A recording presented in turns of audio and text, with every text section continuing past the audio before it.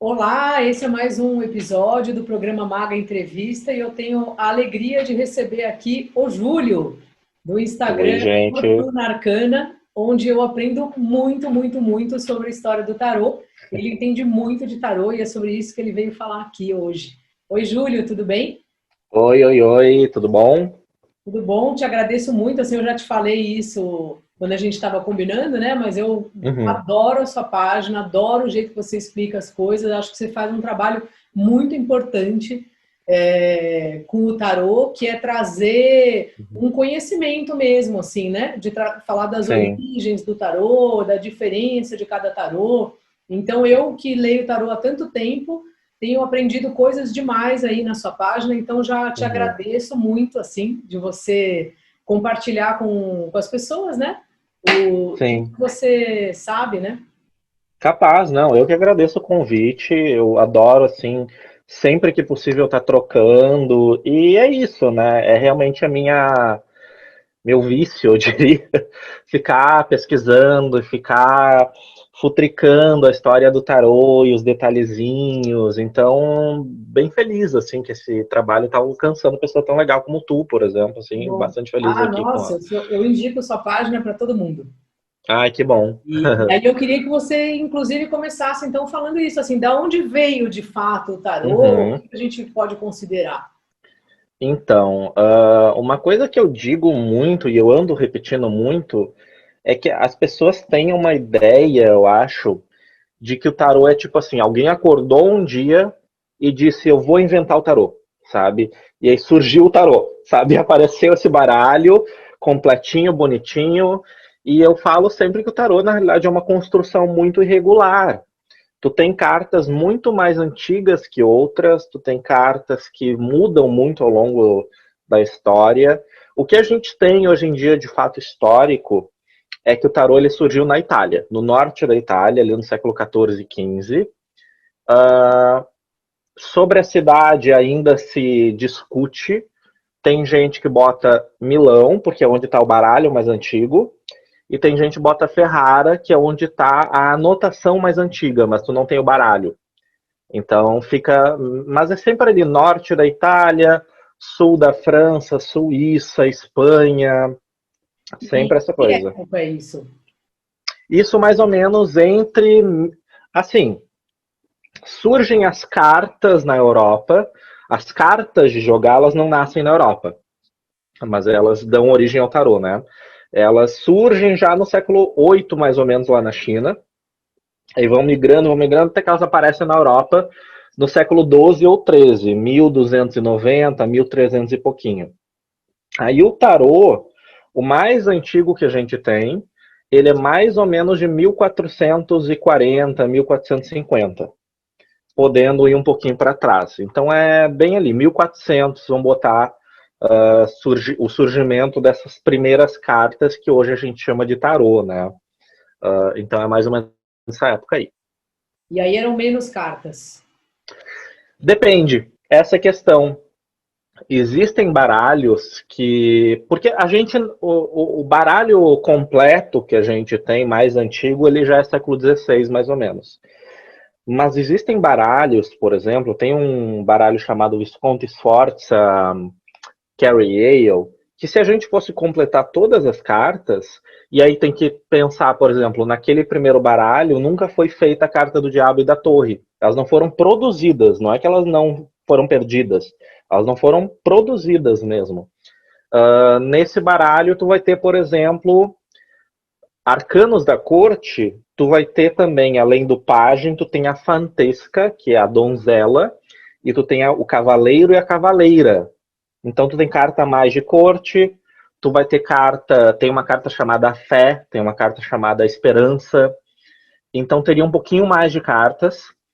E aí com o tempo, o tarô é muito engraçado, porque as primeiras cartas, elas são gigantes, elas têm uns 20 centímetros, assim, são enormes. E aí elas vão diminuindo tanto de tamanho quanto de número de cartas. Muito provavelmente vai ficar mais barato, né? Que era Sim. caro produzir. Mas daí era uma coisa assim, que a pessoa, ela mesma produzia o seu tarô. E daí, será que, você sabe, a pessoa daí acrescentava uma carta, ou tirava, ou cada um Uhum. tinha o seu? Então, é o seguinte, para a gente ver quem produziu o tarô, né? Para ver a história de um tarô, a gente geralmente vê quem mandou fazer.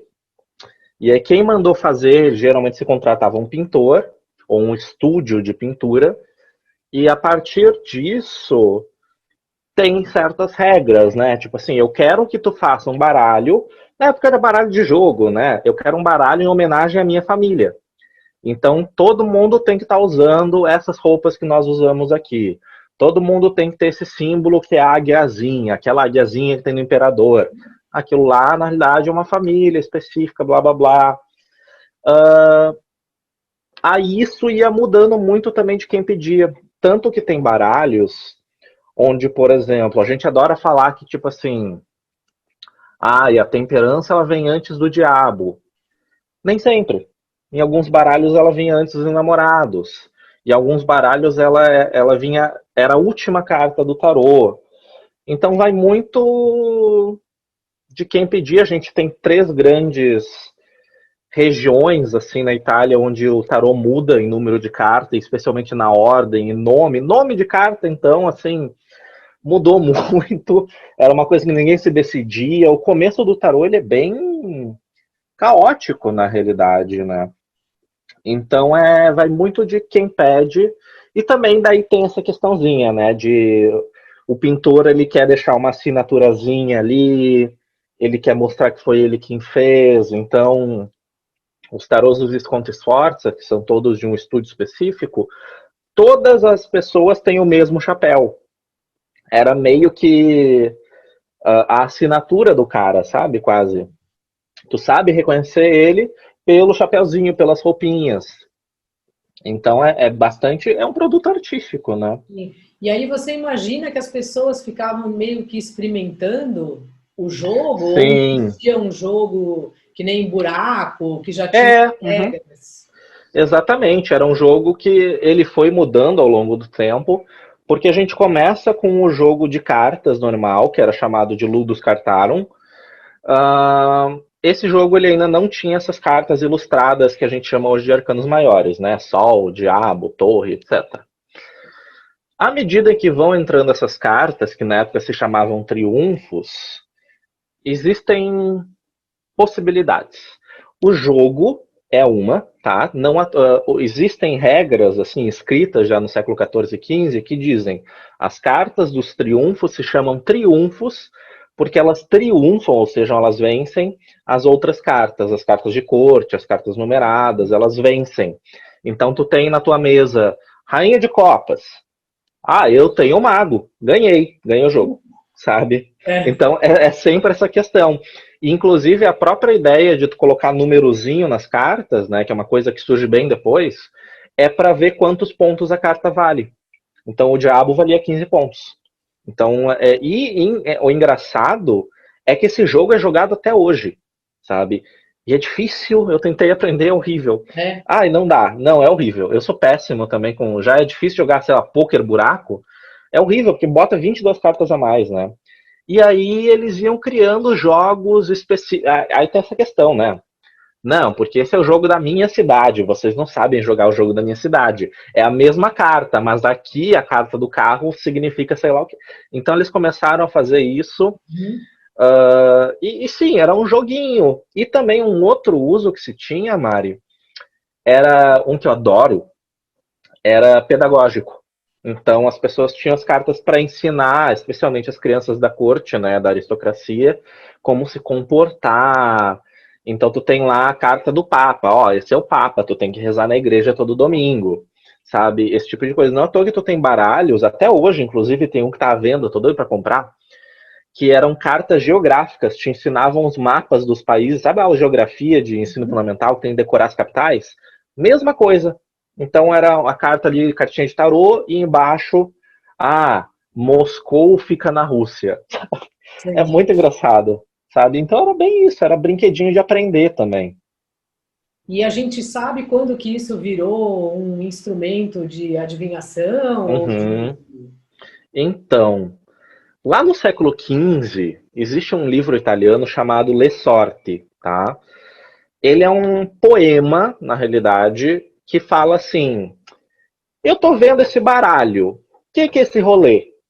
Será que é só um jogo mesmo? Aí o cara ele não sabe, sabe? E ele fica assim, mas será que não poderia ser uma previsão de futuro? Nananã?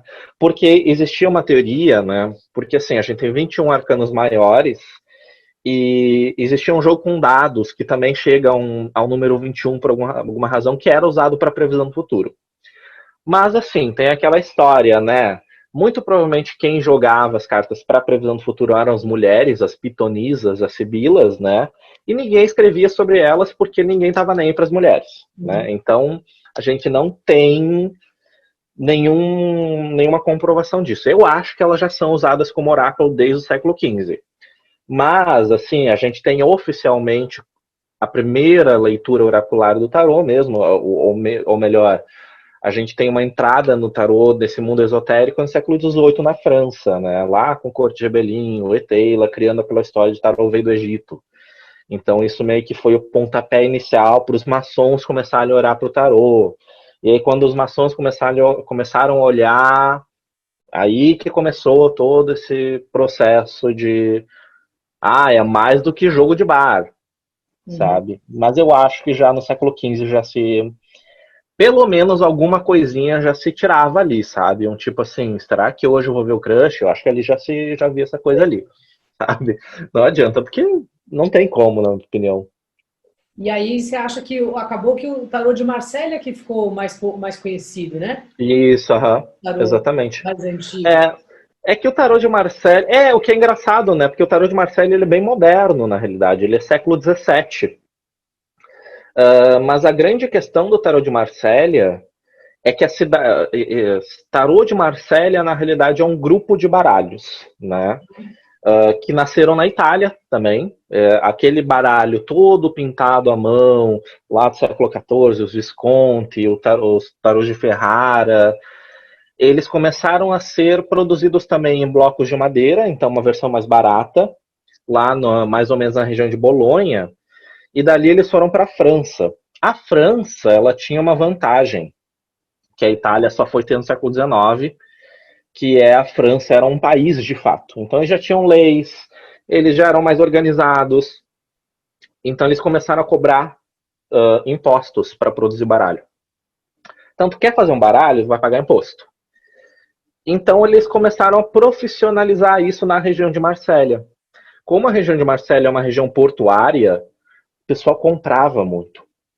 Então, ali, com muitos italianos, inclusive, foram se mudando para Marsella, na França, porque eles conseguiam emprego, então eles faziam os baralhos, e aí tem essa questão, né? Um Marsella era mais fácil de produzir, porque tu tem um bloco de madeira, tu imprime ali, tu pinta sempre nas mesmas cores, que são as cores que tem disponível na época também, as mais baratas. Então tu tem essa coisa já mais formatadinha, Mago 1, Papisa 2, Imperatriz 3, muda muito pouco, aí só cortar e vender.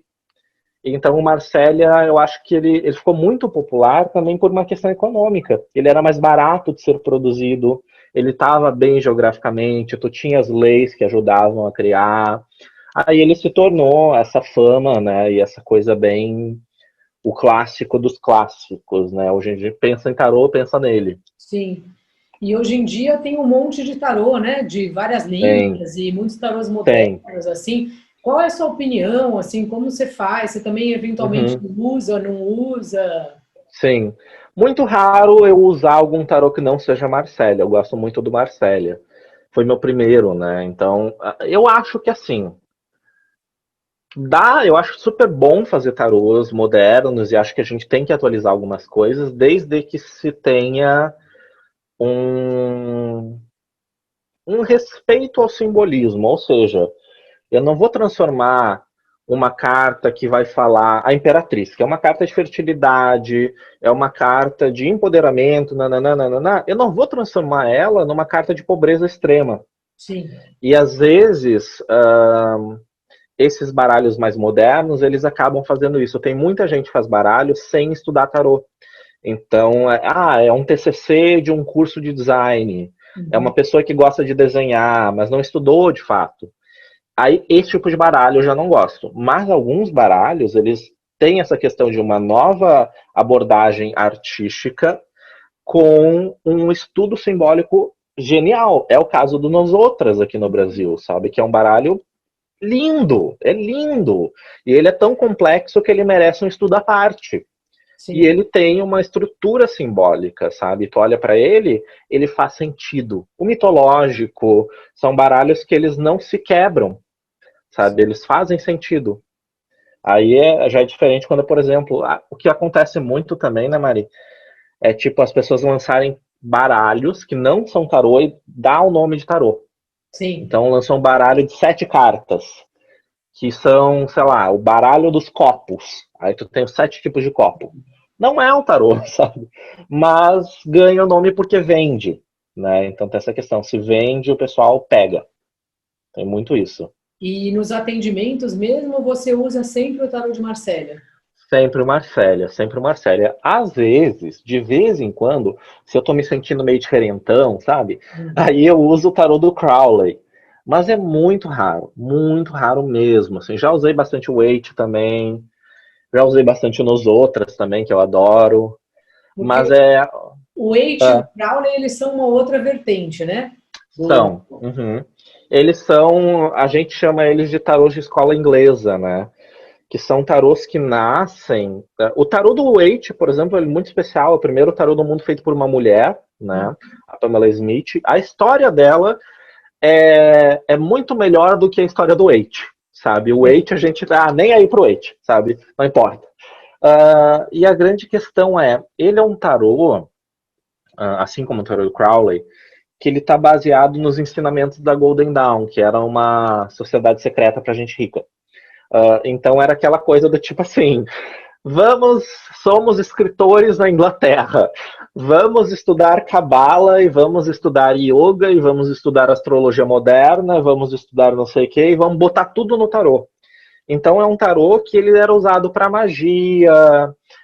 O tarô do Waite e do Crowley, eles têm muita coisa muito parecida, apesar das imagens ser completamente diferentes e dos dois se odiarem, por exemplo, mas eles seguiam o mesmo padrão. Então muda bastante sim. É um tarô que requer um estudo. Claro, essa questão, se tu quer aprender ele é 100.000%, assim, porque daí se tu vai estudar o Waite aprofundamente, tu vai pegar o As de Copas do Waite, tem 26 gotinhas d'água. Por que tem 26 gotinhas d'água? Porque 26 é o número cabalístico para uma letrinha hebraica que significa Deus. Então ali quer dizer que é a casa de Deus. Sabe? Aí tem que ficar contando. Exatamente. É aquelas coisas de desvende o meu mistério. Sabe? Então é totalmente assim o tarô do Waite. Ele já tem uma outra questão para quem mais está ligado para magia, etc. Então já difere bastante. Mas ele ainda assim é um clássico. As pessoas usam bastante, né? Bastante, assim. Né? Falei para você, eu acabo usando mais o tarô mitológico, que foi o que eu aprendi. O tarô super recente, né? E também fez uma coisa de juntar, fazer analogias, né, com figuras o mitológico eu acho ele muito interessante, porque assim, ele é um tarô baseado no Marselha, aliás, no Marselha não, desculpa, no Waite, e tem uma questão nele que é a ordem das cartas, é diferente. Nele a papisa não é a carta 2, é a carta 5. E a gente olha e fica, sabe, a temperança não é mais a carta 14, é a 10. A gente olha e fica... Então, o mitológico ele é muito interessante nesse aspecto. O mitológico acho que foi o meu segundo baralho. Meu primeiro foi Marselha, aí eu demorei para ter dinheiro para comprar um outro. Acho que daí, depois de uns 4 anos, eu comprei o mitológico, que eu achava lindo. A temperança é a carta 14. Será que eu agora não lembro. No mitológico eu não lembro. Acho que a única ordem que diverge é aquela ordem do Waite lá, que troca a força pela justiça, né? Não, no mitológico também tem isso. No mitológico a carta 2 não é a papisa. Mas será que alguém arrumou isso? Sabe qual é o problema? O mitológico não tem número. Não tem número, exatamente. Então, ele não tem número, aí no livro, tu tem a ordem dele. Ah, então é isso. Sabe que outro dia eu estava na aula e eu fiquei pensando, falei, o que o Bruno tá pulando um arcano, né? Eu estou fazendo, né, o curso do Bruno lá na Saturnária e eu estava justamente no livro. Aí eu fiquei meio sem entender se eu estava perdida na aula ou se o Bruno tinha mudado a ordem. Olha só, eu nunca me atentei para isso. Eu vou até olhar a ordem do livro depois. Eles mudam, eles fazem. A primeira carta é louco, daí mago, depois imperatriz. Aí a papisa, que lá eles chamam de sacerdotisa, ela vai ser depois do Papa, se eu não me engano. É muito doido. E sabe o que é a coisa mais louca? A gente não faz ideia do porquê que fizeram isso. Sabe? A gente não faz ideia. Nos tarôs medievais era assim. Então tu tem uma questão histórica. Mas aí eu fico olhando, às vezes eu fico pensando, cara, que vontade de mandar um e-mail pra, sei lá, pra Liz Green, sabe, só pra perguntar, ai, tu lembra daquele tarô dos anos 80? Sabe, porque é muito doido. Realmente, como a carta não tem número, eu aprendi no número, na numeração padrão, assim. É normal, exato. Notícia, você vê o meu peixes, né? Depois de 10 anos... Não, mas olha só, eu vou te dizer que eu também demorei para descobrir isso, sabe? Eu já jogava tarô há alguns 5 aninhos, assim, quando eu peguei é que eu gosto muito desse estudo da ordem das cartas. Eu acho genial, acho muito legal pensar no porquê que o mago tá na carta 1, porquê que a papisa tá no 2, porque tem teorias que são baseadas nisso, né? Sim. Então, assim, é o meu estudo favorito, eu acho. E o mitológico, ele muda. Acho muito legal. Eu já vi você falando no seu canal que essas ordens também foram mudando, né? Foram mudando cartas, muito. Né? Mudam muito por uma questão daquilo, da cidade. Então, eu quero que na minha cidade seja diferente. Por uma questão de jogo. Então, para aquilo, porque às vezes é o seguinte, por exemplo, tu tem um país que não é cristão, tá? Os países que não são cristãos, geralmente as cartas do imperador e da imperatriz vêm antes, porque valem mais pontos. Nos países cristãos vem depois, sabe? Então é muito disso, é igual a mesma questão, né? Tu vai ter os baralhos na Suíça. Suíça, ela era, se não me engano, protestante. Aí tu não tem o Papa e a Papisa, porque não tinha igreja católica lá. Então eles mudaram as cartas para Júpiter e Juno, por exemplo, Zeus e Hera, sabe? Então eles fazem essas questões. Às vezes é muito por uma questão até de um certo capricho, um certo de quero ser diferente, olha para mim, né? Mas muda muito, o nome das cartas muda pra caramba, muda muito assim. E até hoje em dia também tem essa questão, tem gente que fala, por exemplo, é papisa ou é sacerdotisa, né? É papa ou é sacerdote? Esse é o mais moderno hoje em dia, mas isso mudou muito ao longo da história.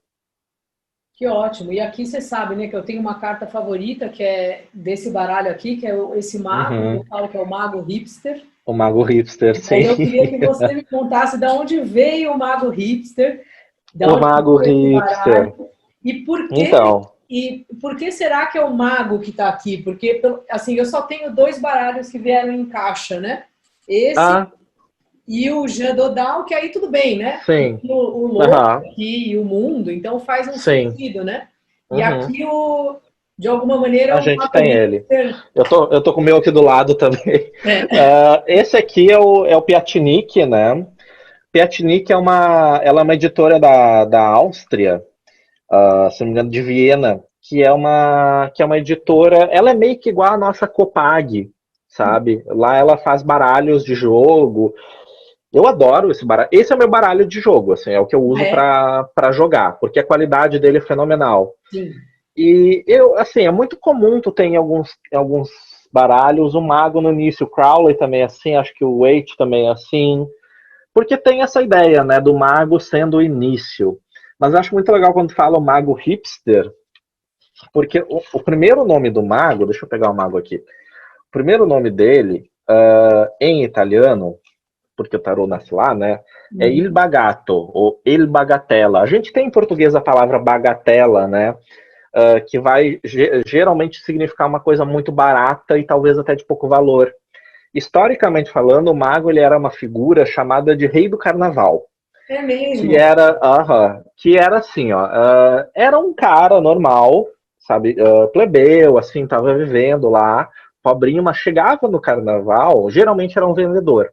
No carnaval ele virava, como ele era vendedor, a venda dele virava muito grande, ele ganhava muito mais dinheiro, e aí ele virava o rei do carnaval, e ele geralmente é ligado também, tanto que eu acho que chamar ele de mago é um erro de tradução. O ideal seria, até mesmo em traduções mais recentes, a última tradução que fizeram do livro do Waite mudaram isso. Seria tipo o prestigiador ou mesmo o mágico, porque ele está ligado a essa questão bem hipster mesmo do. Eu digo que o mago é um estudante de publicidade. Sei.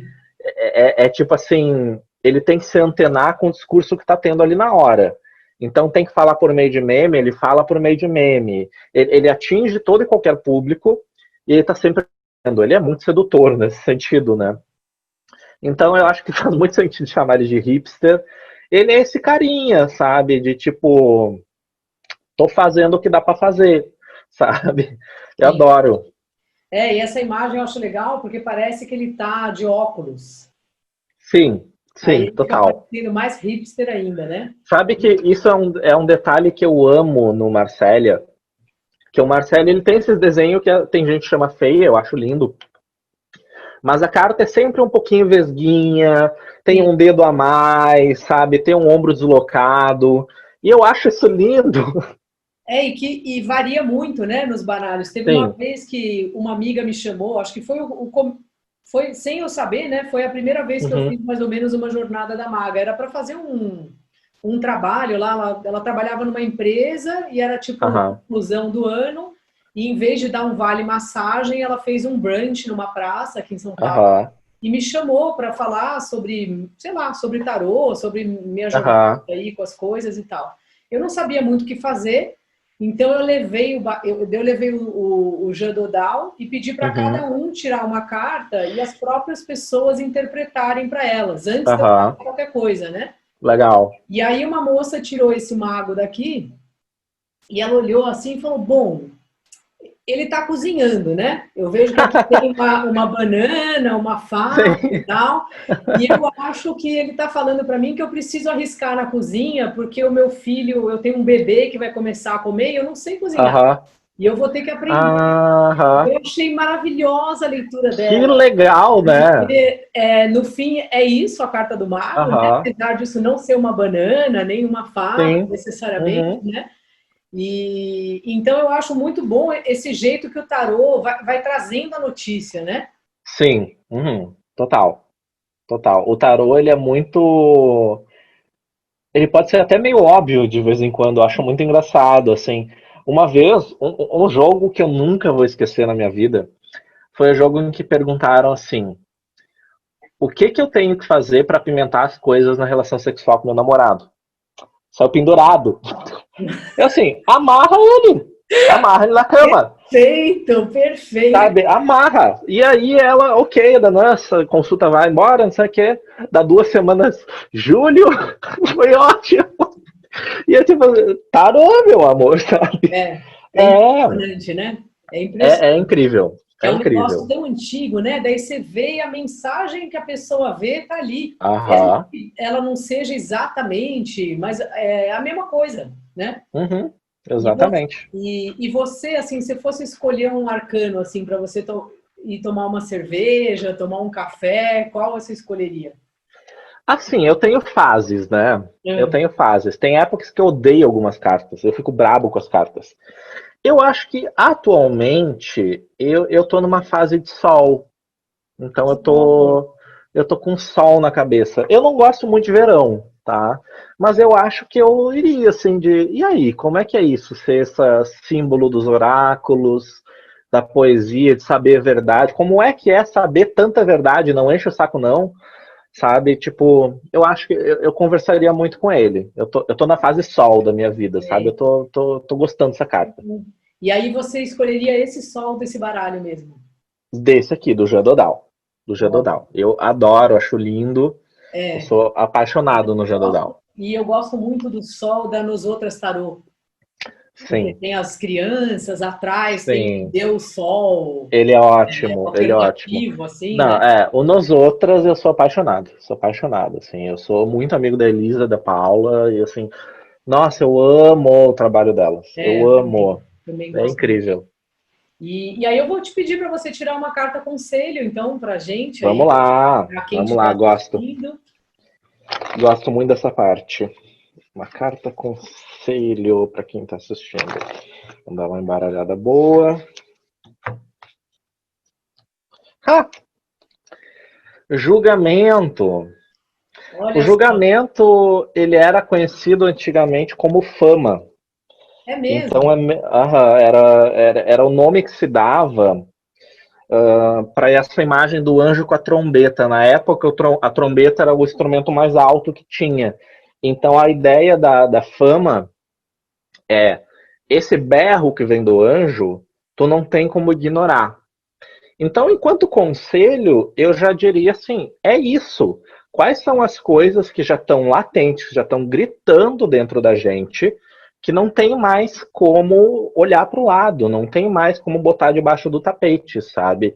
A gente fala muito no julgamento enquanto renovação e quanto acerto de contas, mas eu digo que é muito uma carta também de entrar em comunhão com o próprio destino. Ou seja, tu passou a vida inteira sendo ótimo fazendo suco de laranja, mas aí chegou uma época da tua vida que tu começa a fazer suco de maçã e o teu suco de maçã é péssimo, mas tu insiste na base da teimosia.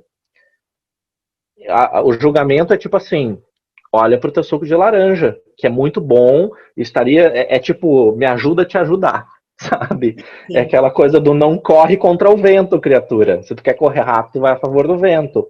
Então, eu acho que ele vem muito com esse tapa na cara mesmo, do tipo, E uma outra coisa que eu falo também no julgamento é não viaja.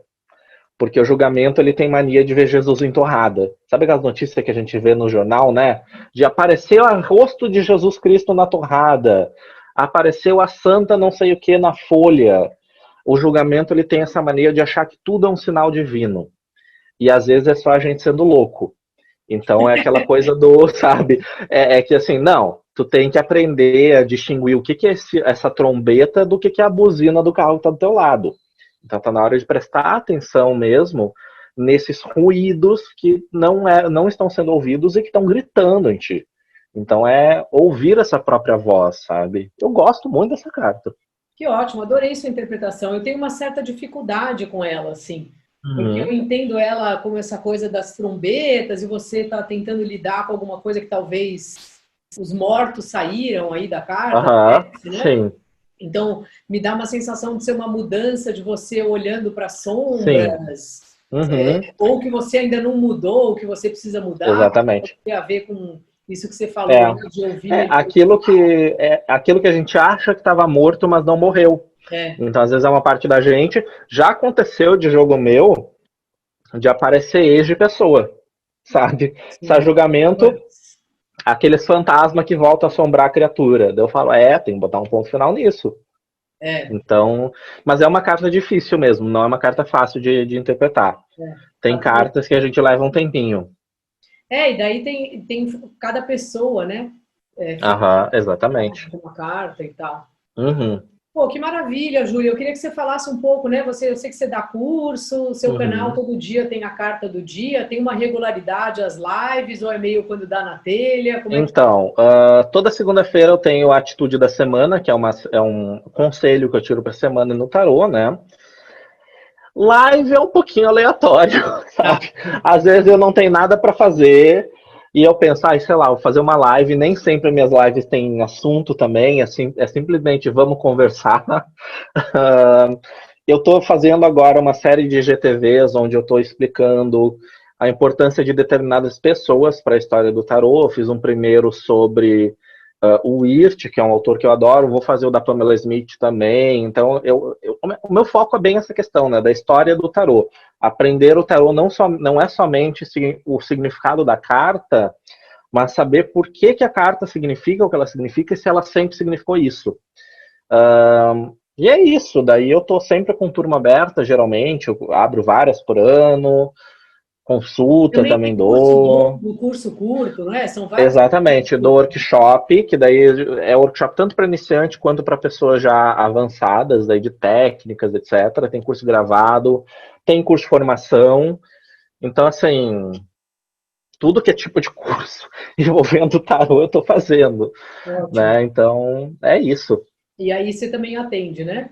E atendo também. Uhum. Poxa, maravilha, assim, queria te agradecer muito, Ai, adorei, querida, eu que assim, tudo que agradeço. você ensinou aqui para mim e espero que a gente volte a se encontrar aí em breve, qualquer hora Com eu vou lá certeza. fazer seu curso e também ser atendida por você, Arrasou. viu? Super te agradeço, viu? Muito obrigada, Júlio, e quem Eu que não segue agradeço. ainda o Fortuna Arcana, por favor, não percam, porque é um canal muito legal, cheio de conteúdo.